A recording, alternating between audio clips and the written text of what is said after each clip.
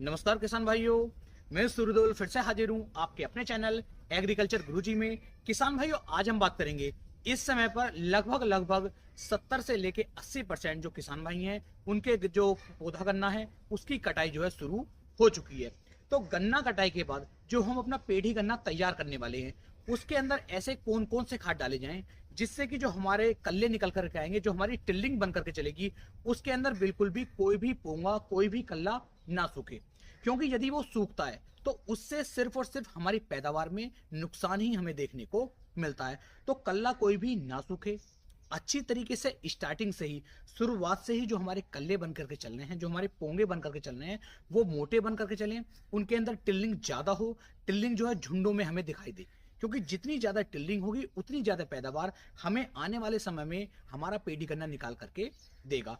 यहाँ पर किसान भाइयों 4 खादों के बारे में आपको बताऊंगा, और चारों काफी सस्ते और बहुत ही ज्यादा जरूरी हमारी पेढ़ी के लिए होने वाले हैं। ऐसा नहीं है कि इसके अंदर मैं आपको वर्टैको बताने वाला हूँ, कोराजन बताने वाला हूँ, फटेरा बताने वाला हूँ, या फिर और महंगी महंगी दवाइयां मैं इसके अंदर बताऊंगा। बिल्कुल काम की, जिनकी बहुत ज्यादा आवश्यकता, बहुत ज्यादा जरूरत हमारे पेढ़ी गन्ने को है, उन खादों को यहाँ पर मैं आपको बताने वाला हूँ। काफी सस्ते खाद हैं और काफी जरूरी खाद है। इन खादों को यदि आप शुरुआत में अपने पेढ़ी गन्ने के अंदर डाल देते हैं और बाद में पानी लगा देते हैं तो 100% बहुत ही अच्छी वाली टिल्लिंग आपको देखने को मिलेगी। गन्ना आपका हरा भरा होकर के चलेगा और अच्छी पैदावार भी आपको देखने को मिलेगी। तो वीडियो को आप पूरा जरूर देखें जिससे कि आपको एक सही और शानदार जानकारी मिल सके। तो इन चारों खादों में जब हम इनका उपयोग करने वाले हैं तो सबसे पहले आपको सावधानी क्या रखनी है?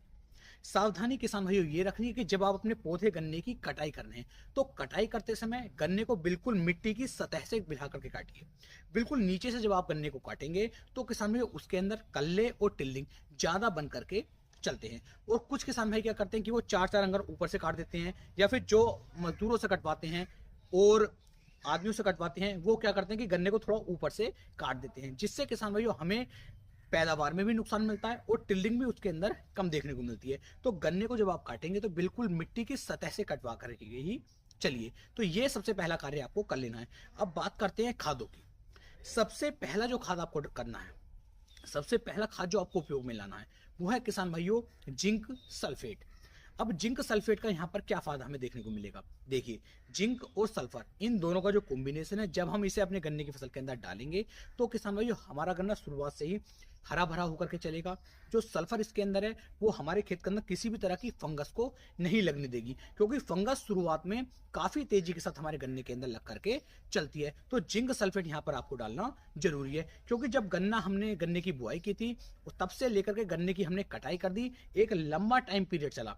और इस लंबे टाइम पीरियड में, इस लंबे समय में किसान में जो खेत के अंदर जिंक की कमी भी स्वाभाविक है और सल्फर की कमी भी स्वाभाविक है। तो यहाँ पर आपको जिंक और सल्फर इन दोनों के कॉम्बिनेशन को यहाँ पर उपयोग में लाना चाहिए। अब जिंक और सल्फर की हमें कितनी मात्रा लेनी है? जो हमारी 33% वाली जिंक सल्फेट होती है, इसकी मात्रा किसान भाइयों गन्ने की फसल के अंदर कम से कम आपको 6 से लेके 7 किलोग्राम प्रति एकड़ के हिसाब से लेनी है।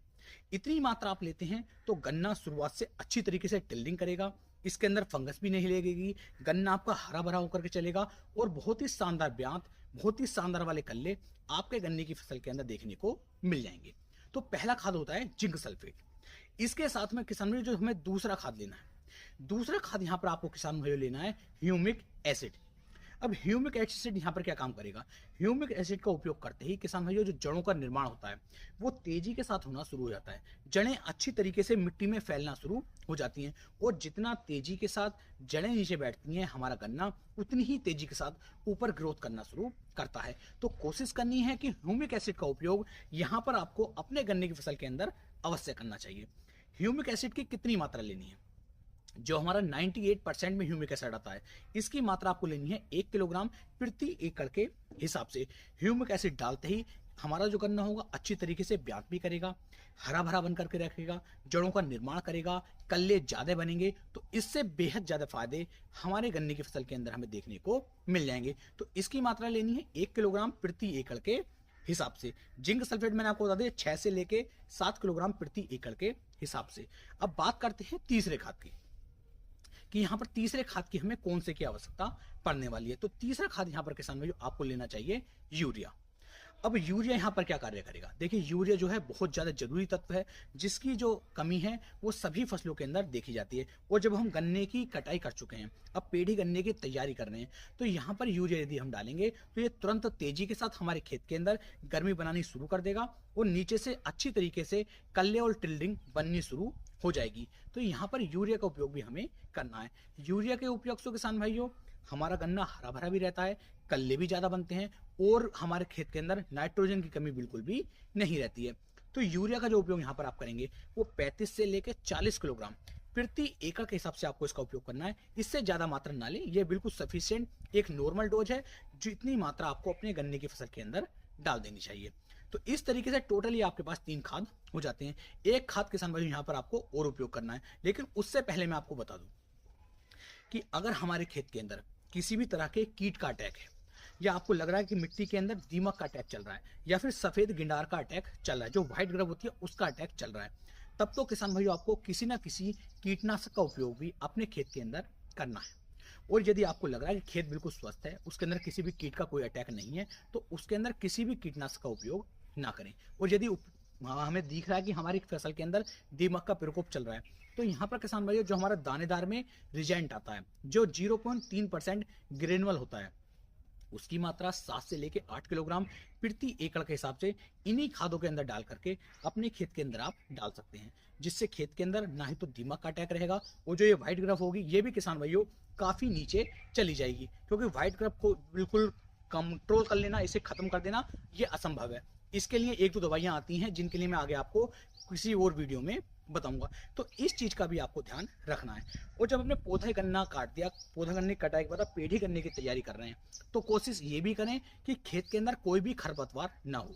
यदि खरपतवार होगा तो हम कोई भी खाद खेत के अंदर डाल दें, वो खाद अच्छी तरीके से कार्य नहीं करते, क्योंकि खरपतवार भी उन खादों को ग्रहण करते रहते हैं। तो खरपतवारों को भी आपको अच्छी तरीके से खत्म करना है। साथ ही साथ जो हमारे पौधे गन्ने के अंदर पत्ती थी, जो पत्ती पूरे खेत के अंदर फैली हुई थी, उस पत्ती को भी किसान भाइयों आपको हल्की हल्की करके पूरे खेत के अंदर फैला देना है, जिससे कि किसान भाइयों खेत के अंदर नमी बन जाए।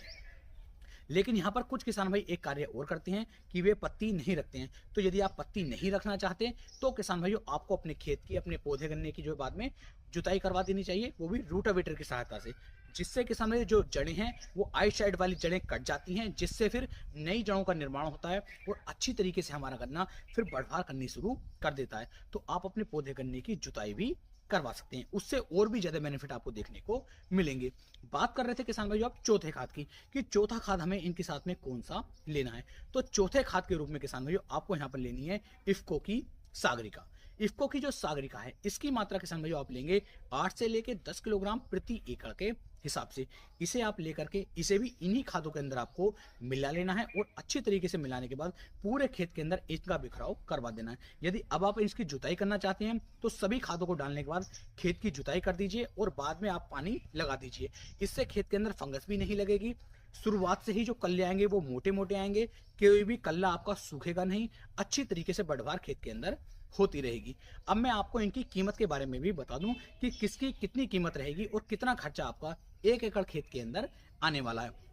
तो यहाँ पर जो हमारी इफ्को की सागरिका मिलती है, यदि आप 8 किलोग्राम की मात्रा डालते हैं तो लगभग 350 रुपए का खर्चा आपका इसका आ जाता है, क्योंकि 415 रुपए का इसका 10 किलोग्राम का पैक देखने को मिल जाता है। बात करते हैं ह्यूमिक एसिड की, तो ह्यूमिक एसिड भी आपको लगभग 100 से लेके 150 रुपए के आसपास तक देखने को मिल जाता है। ये हर कंपनी के रेट अलग हो सकते हैं, तो इस पे बिल्कुल आप ये ना सोचें कि इतने ही रेट मैंने आपको बताए हैं, तो थोड़ा बहुत रेट ऊपर नीचे हो सकता है। बात कर रहे थे जिंक सल्फेट की, तो जिंक सल्फेट भी आपको किसान भाई लगभग 400 से लेके 500 रुपए का खर्चा इसमें भी आपका देखने को मिल जाता है। और यूरिया का बैग आपको पता ही है कि लगभग 270 रुपए के आसपास 45 किलोग्राम का बैग देखने को मिल जाता है। तो कुल मिलाकर के किसान भाइयों 1000 रुपए से लेकर के 1200-1300 रुपए का खर्चा आपका 1 एकड़ का आने वाला है। और जितने खाद मैंने आपको बताए हैं ये बहुत ही जरूरी, बेहद ही ज्यादा जरूरी ये खाद हैं। इनकी कमी यदि खेत के अंदर आएगी तो गन्ना अच्छी तरीके से बढ़वार भी नहीं करेगा, अच्छी तरीके से टिल्लिंग भी नहीं करेगा। ये बेहद जरूरी खाद हैं जिनका उपयोग किसान भाइयों आपको अपने पेढ़ी गन्ने के अंदर करना चाहिए। उम्मीद है मेरी ये जानकारी, मेरी ये वीडियो आपको काफी ज्यादा पसंद आई होगी। वीडियो अच्छी लगी हो तो वीडियो को आप ज्यादा से ज्यादा शेयर करें। फिर मिलेंगे एक नई नई वीडियो में। तब तक के लिए मेरे सभी प्यारे किसान भाइयों को जय हिंद, जय भारत, जय किसान, वंदे मातरम।